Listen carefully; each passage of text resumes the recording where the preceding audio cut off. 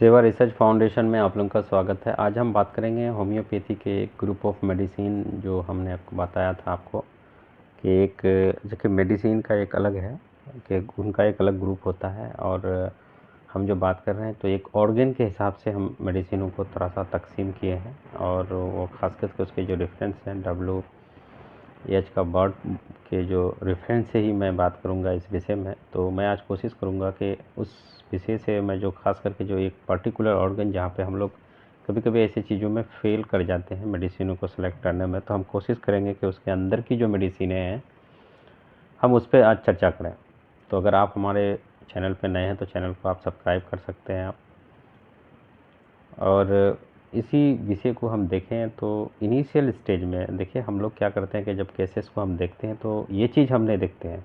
देखिए सिम्टम बहुत सारी चीज़ें ऐसी होती है कि मेडिसिनों की सिम्टम कुछ और है, आप क्योंकि सिम्टम आपको दिखेगा लेकिन पेशेंट उसको कबूलेगा नहीं।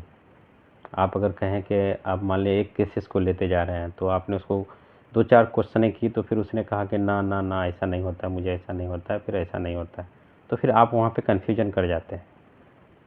ठीक है, तो जब आप कन्फ्यूजन कर जाते हैं तो मैं इस चीज़ को यहाँ पे इस तरह सीमित कर रहा हूँ कि ताकि आपको ये परेशानी हो कि आप किसी और तरह से भटकने ना जाए, किसी और ये 2 मेडिसिनों में ना चले जाएं, तो आप एक ऐसे मेडिसिनों की तरफ आप जाएं तो फिर आपको ये चीज़ समझने में आसानी होगी। तो हम बात कर रहे हैं एडिपोस टिश्यूज़ के बारे में। तो एडिपोस टिश्यूज़ देखिए जो खास करके बॉडी के जो पार्ट्स होते हैं उसमें जो एडिपोस टिश्यू होते हैं ये कनेक्टिव टिश्यू होते हैं और इनका काम होता है क्या कि जो एनर्जी होता है उसको स्टोर करना और उनको इंसुलेट करना। ठीक है, उनके इंसुलिन रेजिस्टेंस को दूर करना और फिर उसी चीज़ को फिर रिलीज कर देना। तो अब ये जो एडिपोस टिश्यू होते हैं ये कनेक्टिव टिश्यू तो होते ही हैं, ठीक है, और ये जो बने होते हैं खास करके जो फैट सेल होते हैं उनसे बने होते हैं। अब ये जो है ना एक जो किसी भी ऑर्गन है उसके लेयर में पाया जाता है ये, ठीक है, जो हाइपोकॉन्ड्रियम आप ले लें, ठीक है, तो ये उसके अपनी परत में पाया जाता है। अब इसका काम क्या होता है कि ये 2-3 पार्ट्सों में बटे होते हैं। एक वाइट होता है एडिपोस, एक होता है ब्राउन। अब वाइट का काम क्या होता है कि एनर्जी को स्टोर करता है, फिर रिलीज़ करता है, हार्मोन का सिक्रेशन करना, ठीक है, फिर उसको इंसुलेटेड करना, तो ये उनका काम है। दूसरा है ब्राउन। ब्राउन का काम क्या होता है कि ये हीट प्रोटेक्ट करता है। अब हीट को कैसे, अब मान लिया कभी आप -2 डिग्री में चले गए, है ना, आप कभी 5 डिग्री सेल्सियस में पहुंच जाते हैं, कभी इसमें पहुंच जाते हैं, तो बॉडी का जो टेम्परेचर है ना, उनको ये मेंटेन करती है, ये जो ब्राउन का काम है।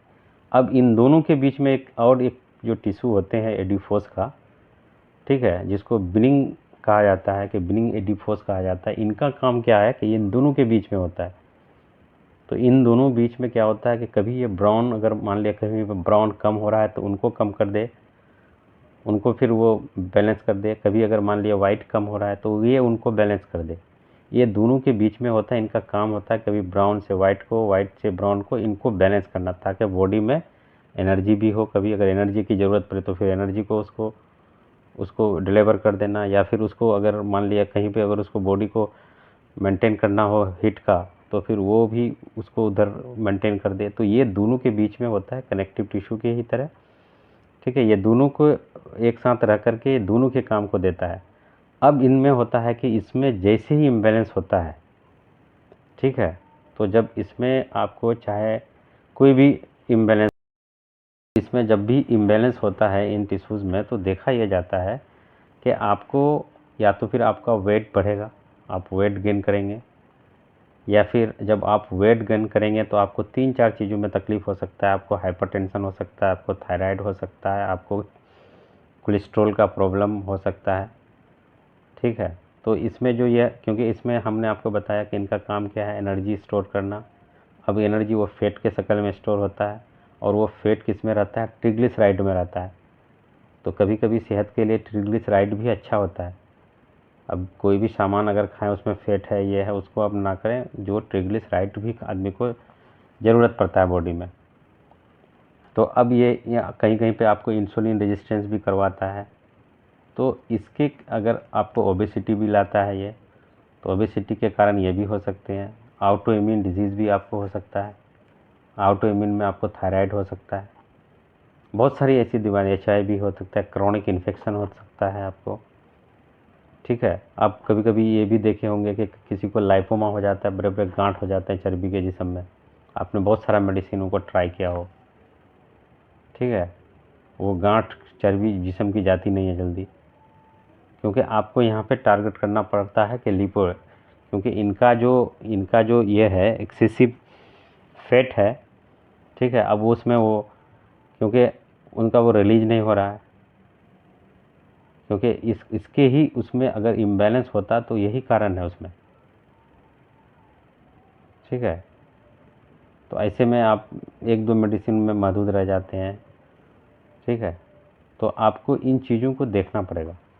तो अब होम्योपैथी में हम लोगों के पास इसका क्या ऑप्शन बच जाता है? तो देखिए, होम्योपैथी में इनके केसेस बहुत सारे हैं हमारे पास। ठीक है, हमारे पास होम्योपैथी में इनके थोड़ा टाइम टेकिंग है। अब टाइम टेकिंग इसलिए है कि जब आप लाइपोमा को देखें इसमें, तो लाइपोमा आपके देखिए बॉडी के किसी भी पार्ट में वो जम सकता है, पेट में, बदन में, कहीं पर भी जम सकता है। आप देखेंगे पतले दुबले में भी जम जाता है, क्योंकि आप जब भी ऐसे केसेस में मेडिसिन आप प्रेस्क्राइब करते हैं लोगों को, या तो कैल्केरिया देते हैं, या तो ग्रेफाइटिस देते हैं, या तो थूजा देते हैं। थूजा तो देते भी बहुत कम है, 5%। 90-80% लोग कैल्केरिया का आप देते हैं। पेशेंट आपका कैल्केरिया का आपका है ही नहीं है, आप तो कन्फ्यूजन में हो जाएं। ठीक है, अब लाइपोमा की तरफ, तो यहाँ पे क्या है कि हम उस मेडिसिनों का एक लिस्ट लगा देते हैं। छोटी मेडिसिन है इसमें, लेकिन न्यूली रिसर्च हमने जो अपने क्लिनिक में पाया है उसमें 8-10 मेडिसिनें और भी ऐड हुई है, जो इस मेट्रिया मेडिका में उस चीज़ का जिक्र उस समय नहीं था। ठीक है, तो ऐसे केसेस आप देखें। अभी आप एक एग्ज़ाम्पल के तौर पर ही मैं आपको बता दूं कि अब मान लिए गांठ की चर्बी है, कहीं पर बना हुआ है वो फैट वगैरह में, फैट की शक्ल में। अब उनके लिए अब मेडिसिन क्या है? आपने मान लिया पेशेंट कैल्केरिया का नहीं है, पतला दुबला सा आदमी है। ठीक है, तो आपके पास मेडिसिन बहुत सारी है। आयोडम है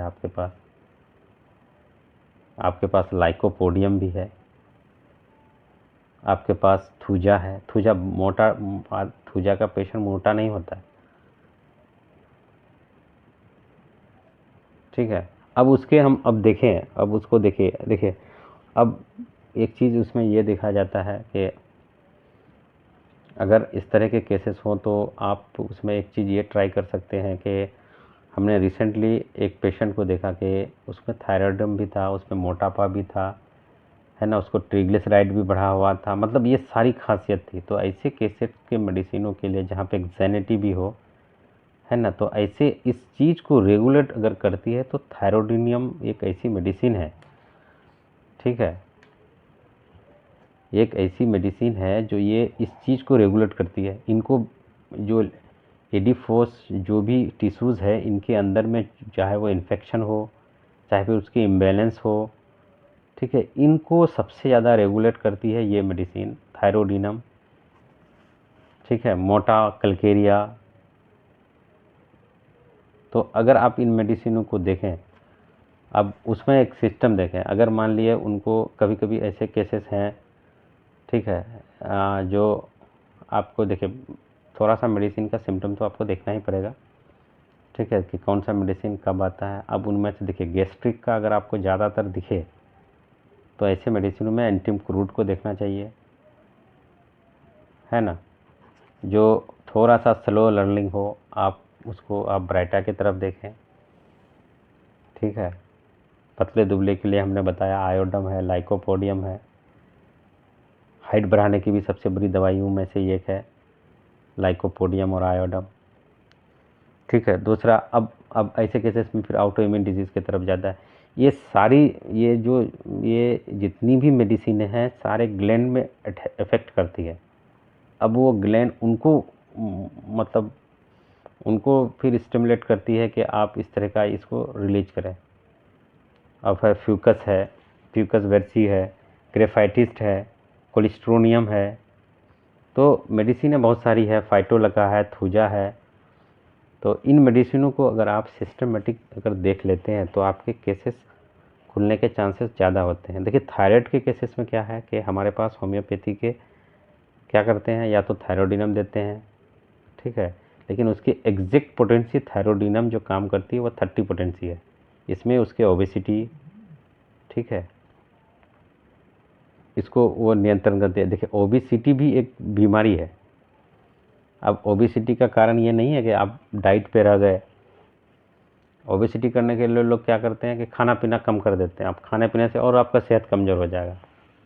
तो इसका मतलब ये है कि अगर किसी को ओबेसिटी आ रही है, टाइप 2 डिजीज़ है, टाइप 2 आपको इंसुलिन रेजिस्टेंस है, ठीक है, आपको कॉन्स्टिपेटेड है, तो आप इन मेडिसिनों में देखें। आप ग्रेफाइटिस को देखें, थूजा को देखें, थायरोडिनम को देखें, कैलकेरिया को देखें ओबेसिटी के केसेस में। आप ये नहीं कि फाइटोलका बेरी को लेके चले गए। हाँ, फाइटोलका बेरी भी काम करती है, लेकिन उसका एक महदूद है, ठीक है, उसमें लिपोडीन उसको वो प्रोड्यूस नहीं कर सकती वो मेडिसिनों का, क्योंकि उसमें जो 3-4 हार्मोन सेक्रेशन है ये उस पर कम करती नहीं है। दूसरा इसको स्ट्रेस भी है, ठीक है। तो इन मेडिसिनों को अगर आप देखें तो हम फिर सारी चीज़ों का चर्चा एक एक करके करेंगे, ठीक है। हम डिटेल में एक एक मेडिसिन का 3-4 पार्ट्स को देखेंगे हम एक अलग अलग ढंग से। तो ये कोशिश हम कर रहे हैं कि आपके सामने में जो फैक्ट है होम्योपैथी का, जो आप मेडिसिन सेलेक्ट करने का, जहाँ पे हम लोग कन्फ्यूज करते हैं, हम लोग इधर उधर भटक जाते हैं, तो हम ऐसे केसेस को देखें। अब मान लिया किसी को गोइटर हुआ, ठीक है, आयोडम सबसे बुरी दवाई है, तो हम उस मेडिसिन का यहाँ पे लगा दे रहे हैं जो इसमें उस ज़माने में उसको ये किया गया था। अभी तो बहुत ज़्यादा मेडिसिन उसमें ऐड हो चुकी है, ठीक है। ये एक्चुअली इसका हिडन पार्ट है होम्योपैथी का, ये सब हिडन पार्ट है। आप तब मैं नहीं सुना हूँ कि अभी किसी भी होम्योपैथी के प्रैक्टिशनर से या डॉक्टर से आप सुने होंगे कि होम्योपैथी की मेडिसिन है एडिफोस ग्रुप टिश्यूज़, एडिफोस ग्रुप की भी मेडिसिन है कुछ। आपने सबका अलग अलग सुना होगा, ये कॉन्स्टिट्यूशन सारे लोगों को पागल करके रखा है। कॉन्स्टिट्यूशन मेडिसिन, ये मेडिसिन, वो मेडिसिन, कॉन्स्टिट्यूशन मेडिसिन। आप बेसिक को जैसे जाइएगा आप कॉन्स्टिट्यूशन की तरफ ऑटोमेटिक चलना शुरू कर दीजिएगा। आप, मैं नहीं समझता हूँ, आप जितने भी क्लासेस लिए होंगे, आप किसी का भी वो आपको 10 साल, 15 साल, 20 साल का एक्सपीरियंस हुआ हो, आप तो पहली बात तो पेशेंट कंफ्यूज कर जाते हैं 3-4 मेडिसिनों में ही। वो पता नहीं कर पाएंगे कि पेशेंट आपका सल्फ़र का है या नाइट्रिक एसिड का है ना। ये पेशेंट ऐसे कंजेस्टेड होते हैं, आप एक ही जगह भूल खा जाइएगा, आप उसको ये नहीं कर पाइएगा कि नाइट्रिक एसिड किनको दें, सल्फ़र किनको दें, क्योंकि दोनों का एकदम रुझान एक जैसा होता है, इतना सिमिलरिटीज़ है दोनों में। तो ये था आज का एडिफोस टिश्यू से रिलेटेड और उनकी जो ग्रुप ऑफ मेडिसिन हैं उनसे रिलेटेड हम बताएं। नेक्स्ट टाइम फिर हम ट्राई करेंगे। थैंक यू, धन्यवाद।